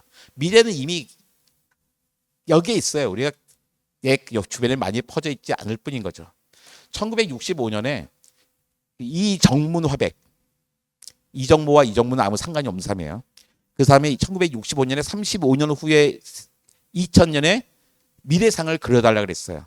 근데 이 그림 보면 말도 안 되는 것 같아요. 35년 후에. 그 당시 내가 말도 안 되는 생각했어요. 근데 다 말 되는 거예요. 태양열을 이용한 집 이미 있죠. 그잖아요. 전파신문, 인터넷 신문이잖아요. 근데 컴퓨터 도움으로 공해 없는 자동차, 전기 자동차 있죠. 청소 따위는 제가 알죠. 뭐가 있을까요? 로봇 청소 저 집에 있는 거예요. TV 소형 전화기, 이게 TV 소형 전화기잖아요. TV, 그죠? 근데 집에서 치료를 받고 재택 원격 진료하러 우리 코로나 때 많이 했죠. 집에서 공부했잖아. 재택 수업했고. 오늘의 메뉴는 이게 뭐예요? 그러면 저거 유튜브 틀어놓고 레시피 보는 거잖아요. 다 있어요. 없는 거 딱 하나 있어요. 뭐요? 달나라로 수학여행가 빼놓고 다 있는 거예요. 근데 이분이 1965년에 이렇게 멋진 그림을 그렸던 사람이 사람들 다 비웃었다면 말도 안 된다고. 근데 2020년에 30년 후에 그림을 그리니까 다 될 만한 것만 그려요. 그래서 내가 약간 실망했어요. 그러니까 세상을 급격하게 바꿔나갑니다. 이런 와중에 여러분이 엄마 말을 잘 들으면 어떻게 될까요? 엄마 아빠가 살아보니까 있잖아. 너는 이런 직업을 갖는 게 좋겠네. 그러니까 너는 대학에서 이런 걸 공부했으면 좋겠어. 이럴 때 여러분이 엄마 말을 잘 들으면 어떻게 될 것 같아요? 예. 어떻게 될 것 같아요? 엄마 말 잘 들으면. 예. 예. 망합니다. 하지만 여러분은 엄마와 아빠한테 싸울 필요는 없어요. 어머니, 아버지는 여러분이 잘 되기를 바라서 여러분에게 많은 조언을 할 뿐이에요. 여러분은 엄마, 아빠랑 싸우려 하지 말고 그냥 흘려 들으시면 돼요. 근데 여러분이 착각하는 게 뭐냐면 이럴 때 무슨 착각이냐면 그래? 그렇다면 난 이것저것 따지지 말고 내가 무엇을 좋아하나만 따지면 되겠네 이런 얘기합니다. 내가 좋아하는 거 해야겠어 생각해요. 근데 정말로 큰 오해예요. 여러분이 믿지 않겠지만 저는 고등학교 때 육상 선수였어요. 그때 이러지 않았어요. 너무하지 않았어요 지금요? 마음속으로 그 품어주지 뭐. 야 불과 5m 앞에서 그렇게 예, 큰 상처가 됩니다. 예. 그때 이러지 않았어요. 근데 내가 왜 육상을 그만뒀냐 생각을 해봤어요. 수학적으로 따져봤어요. 내가 우리 학년이 900명이었어요. 900명이 두 번째로 빨랐어요. 그러니까 육상을 했죠. 생각해봐요. 야, 내가 우리 학교에서 2등이야. 근데 만약에 전국에 고등학교 300개 있다 해보자. 그럼 어떻게 해? 전국에서 300등에서 600등 사이 한 500등 하는 거잖아. 달리기에서 500등에서 먹고 살 수 있을까? 안 되겠는데 차라리 공부가 낫겠어서 공부를 했어요. 근데 엄청난 오해였어요. 뭐가 오해인지 알아요? 우리나라 고등학교는 300개가 아니라 2360개라는 얘기예요. 그러니까 나는 전국에서 300등이 아니라 어떻게 이렇게 한 5,000등쯤 하는 거예요. 이렇게 2,000등 바깥 쳤다는 얘기죠. 그러니까 어떻게 해요? 나는 3년 전까지 얘기했습니다. 뭘 좋아하는가 아니라 뭘 잘하는지를 따져봐야 된다. 잘하는 걸 직업으로 삼아야 좋아하는 걸 취미로 할 수 있어요. 근데 좋아하는 것과 잘하는 게 일치하면 좋죠. 잘 봐요. 박지성 축구 좋아해. 근데 축구도 잘해. 근데 여러분 축구 좋아하는데 박지성만큼 잘해요? 아니란 말이야. 난 춤추고 좋아해. 근데 엑소처럼 춤을 잘 추나? 그건 아니잖아요. 그러니까 어떤 사람이냐면 왜 프로 축구 선수 그 다음에 연예인들은 좋아하는 것과 잘하는 게 일치하는 0.01%에 들어가면 0.1% 들어간 사람이란 말이에요. 저 1%라고 합시다. 그러니까 여러분 가슴에 손을 얹고 생각해봐. 내가 그 1%에 들어가나 들어가지 않나. 그게 아니라고 생각하면 뭐 해야 되는 거예요? 어떻게든지 잘하는 걸 찾아서 좋아하는 걸 직업으로 삼아야 돼요. 그래야지 좋아하는 걸 취미로 할 수 있어. 라고 저는 3년 전까지 이야기했어요. 지금은 생각이 바뀌었어요. 무작정 좋아하는 것 해야 돼요. 왜? 뭘 하든지 우리가 인공지능보다 잘할 수 없기 때문이에요. 그런데 이거 중요해요. 하나 기억해요. easy come, easy go예요. 엘비스 프레슬리 노래가 있어요. easy come, easy go. 쉽게 온 건 쉽게 갑니다. 나한테 쉬운 건 남들에게도 쉬워요. 제일 대표적인 게 있어요. 내가 한 번도 먹어보지도 못했는데 없어진 가게가 있어요. 탕후루에. 갑자기 모든 가게가 탕후루로 싹 바뀌었어요. 또 어느 갑자기 탕후루 가게가 싹 사라져. 왜 그랬을까? 내 친구가 탕후루 가게 연다고 나보고 2천만 원만 꺼달래요. 그동안 그 친구가 나한테 꺼가는 돈이 정말 어마어마하게 많았어요. 마지막이라면서 2천만 원만 꺼달래요. 물어봤어. 뭐 할 건데? 이번에 탕후루 가게를 할래. 너는 음식도 못하잖아. 내가 유튜브 3개 보고서 이걸 성공했대. 내가 그때 그랬어요. 돈은 꺼주면서. 못 받았어요. 꺼주면서. 야, 너도 유튜브 3개 보고 만드는데 그렇다면 전 세계 사람 모든 사람이 다 할 수 있다는 얘기 아니야? 너한테 쉬운 건 딴 사람한테 쉬운 거잖아. 이런 거 하면 망하는 거예요. easy come, easy go예요. 쉽게 오는 건 쉽게 간단 말이에요. 세상을 쉽게 살려고 하면 안 돼요. 왜 수학을 열심히 해야 돼? 수학이 easy come일까요? 아니, 어려워. 그러니까 어렵기 때문에 해볼만 하단 말이에요. 예. 여러분의 청소년들의 꿈이요 엄청나게 바뀌었어요. 과학자가 점점 뒤로 나가요. 예전 이때 요리사가 3위래요. 3위. 여기 3위잖아요. 제가 학교 다닐 때는요. 아빠 나 꿈이 요리사야 그잖아. 등짝 맞았어요. 야 이 새끼야. 너 요리사 키우려고 네 애비가 이렇게 죽어라 고생한 자리 이걸로 막 맞았단 말이에요. 요즘 그러나요? 요리사 되겠어 유학 보내주더라고요. 세상이 바뀐 거예요. 과학자가 점점 뒤로 밀어나요. 왜 그럴까요? 세상이 좋아진 세상이에요. 옛날에들 과학자들 왜 높았을까요? 아는 직업이 없었기 때문이에요. 아는 게 몇 개 없었어요. 대통령, 경찰, 군인, 간호사 이런 거밖에 없었단 말이에요. 아이들이 아는 게 많으니까 점점 뒤로 가고 점점 다양해지고 좋아지는 세상이에요. 그런데 그러니까 뭘 다양하게 해도 된단 말이에요. 작년 노벨상에 노벨 물리학상, 노벨 화학상이 다 인공지능에게 주었습니다. 노벨 물리학상 2명 받은 거 누구냐 받으면 인공지능의 원리를 밝힌 사람이에요. 이 세 사람은 노벨 화학상 받았는데 첫 번째 사람은 로제타 폴드를 만드는 화학자예요. 그 로제타 폴드는 단백질 구조를 밝히는 프로그램이에요. 사실 백민경이라고 하는 지금 서울대 와 계신 여자 교수님 만든 거예요. 근데 그분의 지도 교수가 받았어. 그 다음에 나머지 2명은 누구냐면 알파고 만든 사람들이에요. 알파고 알파폴드라는 걸 만들어서 프로그램을 만들었어. 이 사람은 화학을 하나도 모르는 사람이야. 화학을 모르는 사람들에게 노벨 화학상을 줬어요. 이 얘기는 뭐예요? 노벨상 위원회도 앞으로 인공지능에게 노벨상 준비가 되어 있다는 것을 아예 선언적으로 보여준 거예요. 자, 여러분이 인공지능을 이용해서 내가 소설을 썼어요. 그 소설에게 노벨 문학상을 줄까요? 안 줄까요? 주죠. 이잖아요. 인공지능을 가지고 무슨 상을 받았어요? 노벨 화학상 받았단 말이에요.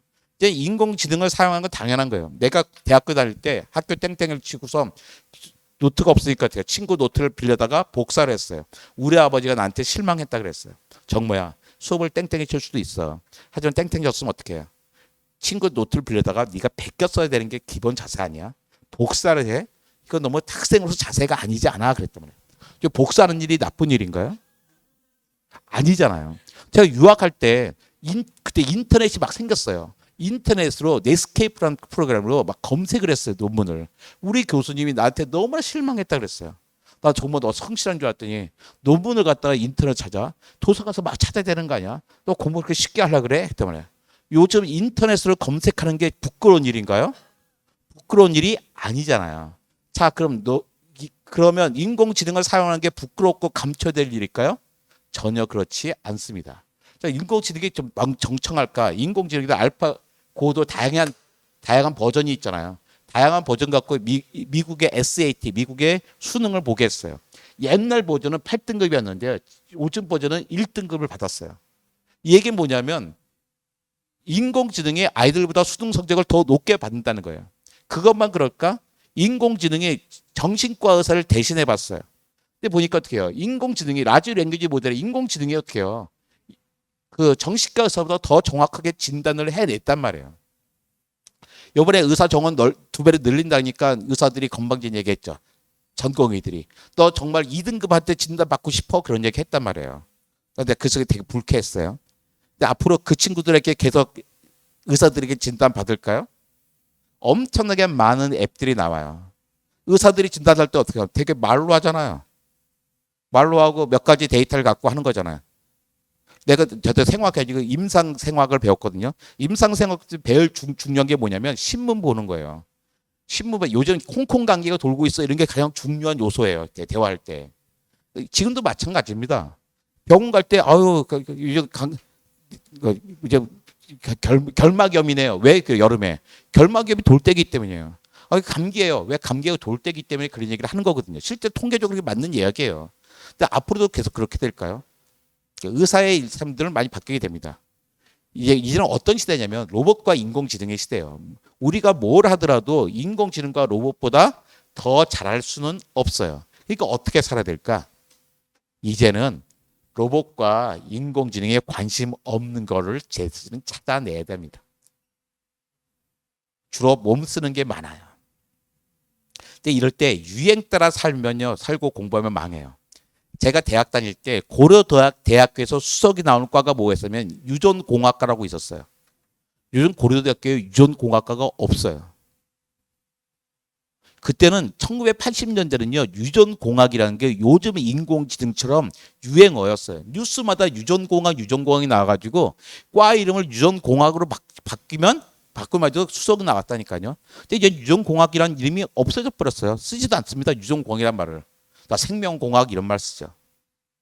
그 생각을 바꿔도 옛날에는 웹마스터라는 게 있었어요. 출판사도 2000년 초반까지도요. 웹마스터만 갑자기 나갔다가 인터넷만 잘한다는 이유로 그 과장으로 들어왔단 말이에요. 그 회사 쓰나요? 아무도 안 써요. 그냥 외주 주고 맙니다. 심지어 정보 검색사도 있었어요. 그러나요? 작년 1, 2년 전만 해도 챗GPT 나오니까 뭐라 그랬어요? 프롬프트 엔지니어란 말이 있었죠. 얼마나 잘 검색해야 돼. 그 자격도 있었어요. 프롬프트 엔지니어 지금 누가예요? 아무나 다 하는 게 돼버렸죠. 유행 따라 쫓아가면 망합니다. 한때 학력이 중요하던 시절이 있었어요. 여러분이 믿지 않겠지만 제가 박사가 아니에요. 제가 왜 박사가 아닌지 저도 잘 모르겠어요. 사장이 있었어요. 근데 박사가 아니었어. 전 박사가 아니어도 교수가 되는데 아무런 문제가 없었어요. 실제로. 왜? 좋은 대학 나왔다는 이유로 교수가 되는데 문제가 없었어요. 요즘 그럴까요? 아니에요. 좋은 대학 나도 교수 되는 거 아니에요?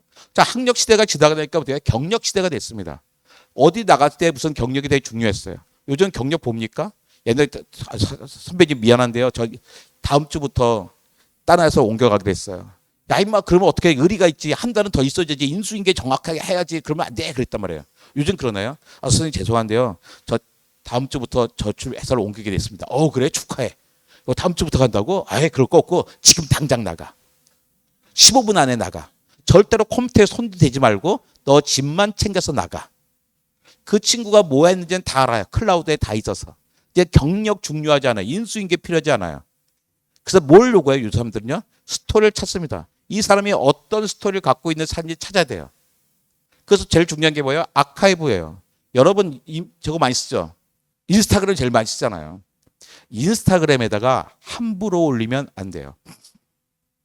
인스타그램엔 여러분 자랑할 것만 올리세요. 욕 올리지 말고 나쁜 거 올리지 말고. 지금 당장 무슨 문제가 있어요? 미국 유학 갈 때 어떻게 해요? 인스타그램, X, 페이스북을 미국에 가려면 비자 심사 받잖아요. 그것을 전체 공개로 바꿔야 돼요. 그래서 자기가 어떻게 SNS를 다 검색을 합니다. 뿐만 아니라 이미 우리나라에서 어떻게 해요? 그 사람들을 중간에 평판 조사하고 SNS 조사하고 있잖아요. 그 사람들이 어떻게 살았는지 다 보고 있단 말이에요. 그러니까 자기 스스로 자기 발목 잡은 일을 절대로 하면 안 돼. 누구 욕하지도 말고 좋은 것만 올리란 말이에요. 근데 아카이브가 스토리가 가장 중요해. 그 아카이브가 필요하다면 뭔가 기록을 해야 돼. 뭐 기록해? 글로 남기든지 사진 남겨야 되는 거예요. 왜 이렇게 됐을까? 이제는 왜 회사에서 인수인계 할 필요하지 말라 그래요? 세상에 필요한 게 바뀐 거예요. 이제 전달자가 아니라 창작자가 필요한 시대가 됐어요. 지식은 널려 있거든. 지식은 선배한테 안 배워도 돼. 인공지능이 다 있는데 챗GPT 가르쳐 준다면 굳이 찾아보지 않아도 되기 때문에. 근데 뭐 없는 것들 해아래 새로운 건 없지만 있는 것들을 어떻게 조합하고 어떻게 편집해서 새로운 스토리를 만들어줄 사람들이 필요한 거예요. 창작자란 말이에요. 기업도 마찬가지예요. 새로운 창작이 뭐예요? 새로운 제품을 만드는 게 창작이잖아요. 새로운 제품을 어떻게 팔까? 마케팅도 창작이란 말이에요. 그 창작자가 필요해. 그러니까 이 창작자가 갖는 능력이 뭐야? 새로운 스토리를 만들어내는 능력이란 말이에요. 그래서 필요한 게 뭐야? 바로 인문학입니다. 인문학 그러면 무슨 문사철, 문학, 역사, 철학 생각하잖아요. 근데 그렇지 않아요. 잘 봐요. 중세 대학이 인문대학에서요. 대학교 이름에 단과대학이 인문대학이 뭐예요? 컬리지 오브 리버럴 아치예요. 중세 대학이 2년제였습니다. 2년제 유니버시티를 졸업하면 2년제 직업학교를 가요. 직업학교가 스쿨이에요. 어떤 스쿨? 로스쿨, 메디컬 스쿨, 시오리티컬 스쿨이었단 말이에요. 2년 동안 유니버시티에서는 리버럴 아치 인문학을 배우는데 이게 7과목을 배웠어요. 1학년 때 배우는 과목이 문법, 수학, 논리학이에요. 요즘 대학으로 치면 글쓰기입니다. 2학년 때 배운 과목이 음악, 산수, 기하, 천문이었어요. 음악은 악기도 노래도 있지만 기본적인 수학이었어요. 이 얘기 뭐냐면 대학에서는 두 가지 언어를 배운 거예요. 글쓰기라는 국어라는 언어, 그 다음에 수학이라는 언어를 배운 거예요. 중세 대학에서 두 가지 언어를 배웠어요. 국어와 수학을 배웠단 말이에요. 그 언어가 된 사람이 평생 자기 직업을 찾는 직업학교를 가서 의사가 되든 변호사가 되든 했던 거죠. 그러니까 우리는 과학 문해력의 시대가 필요하잖아요. 과학 문해력을 쪼개 봅시다. 과학과 문해력이에요. 쉽게 얘기하면 뭐예요? 과학과 문학이란 말이에요. 그러니까 이게 글쓰기 얘기했는데 여러분 대학 가서만 1학년 때 글쓰기 수업을 배워요. 3학점이에요. 18학점 가운데 3학점은 6분의 1밖에 안 되잖아요. 에너지를 6분의 1만 쓰면 안 돼. 최소한 3분의 1을 써야 돼요. 똑똑한 친구들은 절반 이상을 써냅니다. 그 1학년 때 배우는 글쓰기 수업을 잘 해야지 박사 받고 회사 갈 때까지도 여러분이 그 힘을 갖고 살아갈 수 있는 거예요. 그런데 자, 과학문학, 과학과 문학을 주는데 과학과 문학은 각각의 언어가 있어요. 문학의 언어가 뭐예요? 과학의 언어가 뭐예요? 수학. 문학의 언어는 뭘까요? 어려워요? 국어죠. 그러니까 국어와 수학만큼 여러분에게 중요한 게 없어요. 근데 여러분이 한국에서만 살 건가? 세계 사람과 같이 살아야 되잖아요. 그래서 하나의 언어가 공통 언어가 필요해요. 그게 뭘까요? 영어예요. 네, 영어가 하나 더 필요합니다.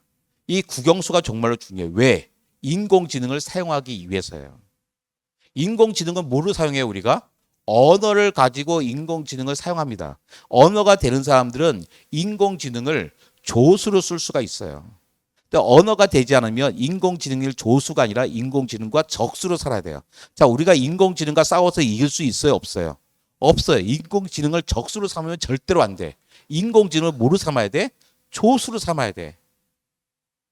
최소한 친구로 삼든지 조수로 삼아야 돼. 그러려면 뭐가 필요해? 언어가 필요해. 그 언어가 뭐예요? 국어, 영어, 수학이에요. 자, 21세기에는 과학 문해력이 필요하다고 그랬어요. 과학 문해력을 갖기 위해서 필요한 언어가 세 가지가 있는데 바로 국, 영, 수란 말이에요. 내가 무슨 과학책 보러 왔는데 이런 얘기에서 여러분 화가 날지 모르겠는데 여러분 다시 한번 내가 강조할게요. 여러분이 가장 필요한 게 뭐예요? 국, 영, 수예요. 근데 그 중에서 가장 중요한 게 뭘까? 국어입니다. 국어가 돼야 돼요. 요즘 어머니들 애들 중학생만 돼봐요. 수학 문제를 보잖아요. 절대로 풀지 못해요. 왜 풀지 못하냐면 문제를 이해할 수가 없어요. 정말로 어려워요. 이제 수학을 잘하려면 국어를 잘해야지만 되는 상황이에요. 실제로 국어를 잘해야 수학도 잘하는 거고 국어를 잘해야 영어도 잘해요. 국어 못하고 영어 잘하고 국어 못하고 수학 잘할 방법은 없어요. 여자리 모였으니까 국영수를 정말로 잘하기를 바래요. 네, 과학은 어떻게 되냐? 잘 봐요. 초등학교 1학년, 2학년은 과학 수업도 없어요. 전 세계 똑같아요. 왜? 1, 2학년 때는 과학이 필요한 상황이 아니기 때문이에요. 유치원 때부터 과학 막 가르칠 필요 없어요. 애들이 좋아해. 그 애들이 좋아하면 국어책 보이듯이 봐야 되는 책이에요. 국어책 볼 수 있듯이 볼 수 있는 과학책이 초등학교 2학년까지 좋은 책이에요. 3학년부터는 3, 4, 5, 6학년에 뭐가 나와요? 과학이 있습니다. 근데 교과서 저자거든요. 교과서 보면 편찬에 원리가 있어요. 규칙이 있는데 3, 4, 5, 6학년까지 딱 있어요. 뭐뭐에 대해 설명한다. 단 원리는 가르쳐주지 않는다. 뭐뭐에 설명한다. 단 원리를 가르쳐주지 않는다. 초등학교까지는 원리를 가르쳐주는 게 아니에요. 원리는 언제 필요하냐? F는 MA부터 필요해요. 중학교 1학년부터. 뭐가 돼서? 수학이 되기 때문이에요. 방정식과 인수분해가 된 다음부터 과학의 원리가 필요하단 말이에요. 근데 아이들은 요즘 사방에서 과학 지식을 되게 갖고 싶어 해요. 이럴 때 필요한 과학 지식이 뭐예요? 스폰지처럼 빨아들이는 과학 지식이에요. 뭘 통해서? 언어를 통해서. 과학책에 제일 중요한 게 뭐냐면 단어를 설명해 주는 책이에요. 뭐가 나왔어? 아, 그게 뭐야? 석유가 옛날에는 맨날 끝난다는데 계속 나오는데 왜 계속 나오지?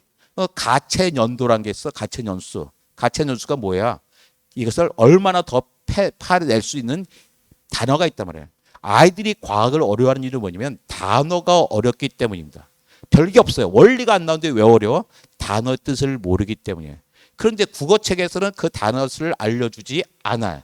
그래서 어떤 과학책이 필요해요? 단어를 알려주는 과학책이 필요하단 말이에요. 이야기를 통해서 단어를 알려주는 과학책. 넥스트 레벨이 그런 책이에요. 근데 이 얘기를 길게 하고 있지는 않아요. 이미 다 보셨잖아요.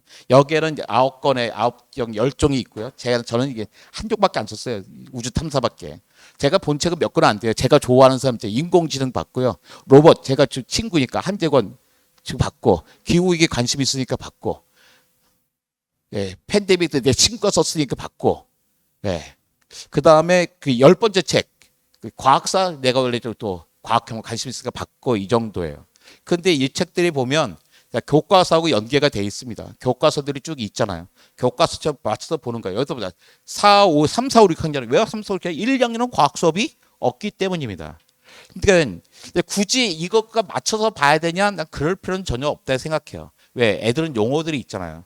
근데 아이들은 자기가 모르는 상태에서 쓴단 말이에요. 근데 그게 아니라 이 초등학교 때의 책을 읽을 때는 이 단어를 정복하는 과정이에요. 한 단계 한 단계 높여가면서 난 그게 올바른 과학책을 생각해요. 과학관 만들 때 이 원리를 알려주는 과학관 만들어 과학책 써주세요.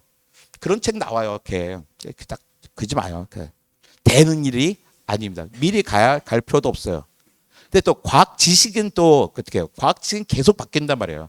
과학은 진리가 아니라서. 그래서 그걸 자꾸 뭐로 외울 필요는 없어요. 근데 단어들은 어떻게 해요? 단어들은 영원하게 있는 거잖아요. 그 단어는 다양하게 활용할 수가 있는 거잖아요. 그래서 국어책 같은 과학책이 필요하죠. 제가 이 프로그램에 왜 참가했겠어요? 국어책 같은 과학책. 사람들은 과학책을 생각하지만 나도 모르는 사이에 국어를 공부할 수 있어 자기의 어휘력을 높일 수 있는 책. 교과서에 나오지 않은 어휘력을 높이는 책으로서 가치가 있기 때문에 저는 여기에 참가를 했습니다. 예, 20분이 지났어요. 여기까지 하겠습니다. 감사합니다.